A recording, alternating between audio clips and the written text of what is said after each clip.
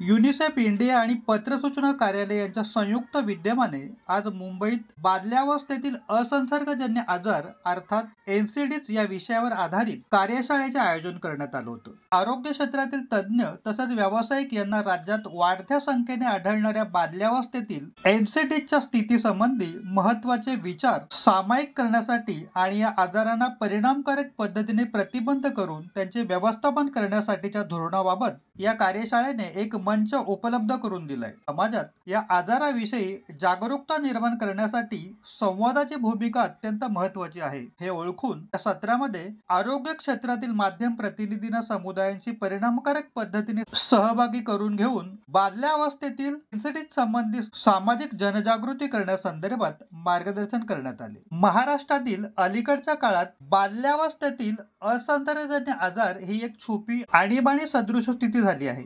राज्यातील 6 दशलक्षाहून अधिक बालके या आजारांनी प्रभावित झालीत। मधुमेह, दमा, जन्मजात हृदयरोग, सिकलसेल आजार आणि स्थूलता हे एकेकाळी प्रौढांच्या समजले जाणारे आजार आता लहान मुलांमध्ये वाढत्या प्रमाणात दिसून येतात। जागतिक पातळीवर विचार करत हे एनसीडीज एकूण मृत्यूपैकी तब्बल 77% मृत्यूंना कारणीभूत असल्याचे दिसते। भारतात 3 पैकी 2 मृत्यू अशा प्रकारच्या आजारांनी झालेले दिसतात। महाराष्ट्रात देखील हाच कल दिसून येत असून राज्यात टाईप 1 प्रकारच्या मधुमेहाचे सुमारे 2000 नवे रुग्ण आणि नवजात हृदयरोगाचे 20 ते 25,000 नवे रुग्ण आढळून आले। राज्यातील 3.3 दशलक्ष बालकांना दम्याचा त्रास असून 8.8 दशलक्ष बालकांना कोणत्या ना कोणत्या स्वरूपातील मानसिक विकार जडलेला आहे। राज्यामध्ये बाल्यावस्थेतील स्थूलतेचे प्रमाण देखील वाढत असून 2.4 दशलक्ष लठ्ठ मुलांसह एकूण 6 दशलक्षाहून अधिक मुलांचे वजन प्रमाणापेक्षा अधिक आहे असे दिसते। महाराष्ट्र शासनाच्या सार्वजनिक आरोग्य विभागाचे सचिव डॉक्टर निपुण विनायक यांनी सांगितले की लहान मुलांना दिली जाणारी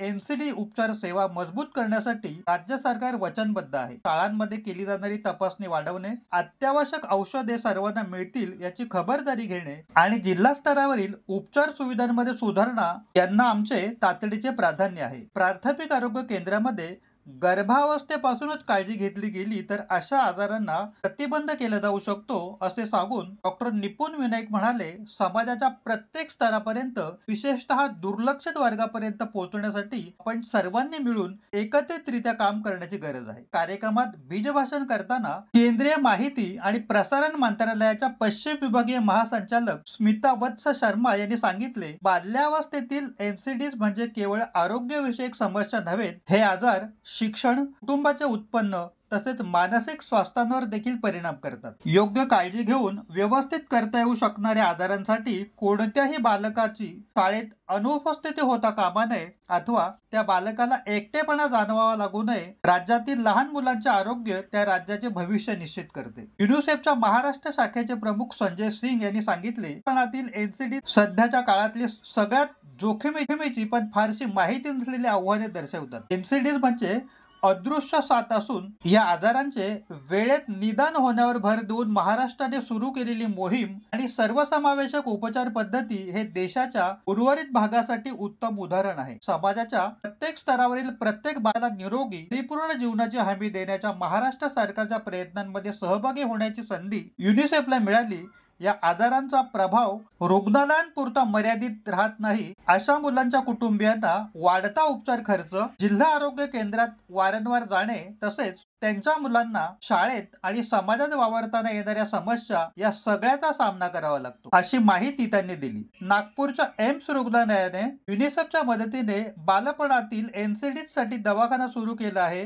इथे दर आठवड्याला गंभीर आजाराला सामोरे जाणाऱ्या रुग्णालयाबाहेरच्या मुलांवर उपचार केले जातात असेही सिंग यांनी सांगितले। बालवयातील एनसीडीज उपचारांचा राष्ट्रीय एनसीडीज प्रतिबंध नियंत्रण कार्यक्रमात समावेश करण्यासाठी राज्याचा आरोग्य विभागही प्रयत्न करत आहे अशी माहिती त्यांनी दिली। एम्सचे कार्यकारी संचालक डॉक्टर प्रशांत जोशी म्हणाले, एम्स नागपूर, युनिसेफ आणि महाराष्ट्र सरकार यांच्यातील सहकार्यामुळे आम्हाला केवळ उपचारांपलीकडे जाऊन आजार झालेली मुले आणि त्यांच्या कुटुंबियांपर्यंत लवकर पोहोचणे, त्यांना आरोग्यदायी सवयी लावणे आणि बालवयातील गंभीर आजाराचे दडपण कमी करणे अशा प्रतिबंधात्मक उपायांवर भर देता आला। महाराष्ट्र सरकार आणि युनिसेफच्या मदतीने प्रत्येक मुलाला आरोग्यपूर्ण आणि समृद्ध वाढीची संधी मिळेल याची हमी देण्यासाठी एम्स नागपूर वचनबद्ध आहे. गट चर्चेत आरोग्य सीमा तज्ञांनी बालपणे एनसीडीचा प्रभावीपणे सामना करण्यासाठी शालेय आरोग्य तपासणी मजबूत करणे, इन्सुलिन आणि इन्हेलर सारख्या आवश्यक औषधांची मोफत उपलब्ध करून देणे, जिल्हास्तरीय एनसीडी क्लिनिक स्थापन करणे आणि शैक्षणिक प्रणालीमध्ये मानसिक आरोग्य सहाय्याचा समावेश करणे या प्रमुख उपाययोजनांवर भर दिला. पीबीआयचे मुंबई संचालक राबी हाशमी यांनी आरोग्यविषयक चुकीच्या माहिती संदर्भात तथ्य तपासणी सत्रांचे आयोजन केले होते, ज्याचा उद्देश बोगस माहिती ओळखणे, अचूक आरोग्य संवादाला प्रोत्साहन देणे तसेच जबाबदार वार्तांकनाला प्रोत्साहन देणे याबाबत जागरूकता निर्माण करायचा होता. युनिसेफचे महाराष्ट्र आरोग्य तज्ज्ञ डॉक्टर मंगेश गढारी यांनी आयोजित केलेल्या एका वेगळ्या सत्रात असंसर्गजन्य आजारांशी ग्रस्त मुले आणि त्यांची काळजी घेणाऱ्या आपल्या आव्हानांचे आणि समाजाकडून असलेल्या अपेक्षांचे वर्णन केले. समारोप सत्रात एका संवादात्मक गट सरावाचा समावेश होता, जेथे माध्यम प्रतिनिधींनी बाल्यावस्थेतील एनसीडीवर आधारित वृत्त विकसित केले. त्यानंतर सहयोगी शिक्षणाला चालना देणारा आणि प्रभावी आरोग्य अहवाल देण्याची क्षमता बळकट करणाऱ्या सहचार्यांचा आढावा आणि याचे आयोजन करण्यात आले होते. एनसीडीवरील तथ्यपत्रिका पाहण्यासाठी येथे क्लिक करा. एनसीडी संदर्भात वारंवार विचारले जाणारे प्रश्न पाहण्यासाठी येथे क्लिक करा.